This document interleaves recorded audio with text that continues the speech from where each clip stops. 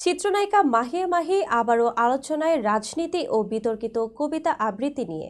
সম্প্রতি একটি নির্বাচনী প্রচারের ভিডিও ভাইরাল হয়ে সমালোচনার মুখে পড়েছেন তিনি। বিস্তারিত শাহিদ আহমদ জানাতে ডেস্ক রিপোর্টে। ঢাকার চলচ্চিত্রের বর্তমান প্রজন্মের জনপ্রিয় নায়িকা মাহিয়া মাহি বিচ্ছেদের পর সন্তানকে সঙ্গে নিয়ে ফিরে এসেছেন ফুরফুরে মেজাজে।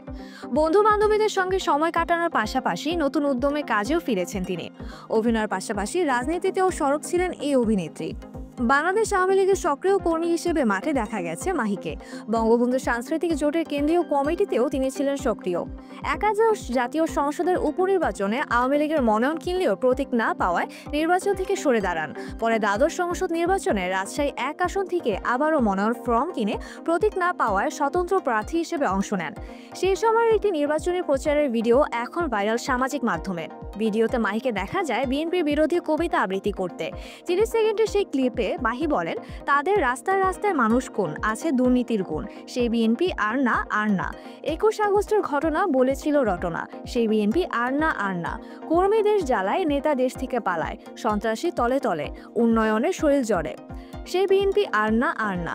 এই কবিতা পাঠ নিয়ে তৈরি হয়েছে তীব্র বিতর্ক। অনেকে মাহির রাজনৈতিক অবস্থান এবং বক্তব্য নিয়ে নেতিবাচক মন্তব্য করছেন ফেসবুকে।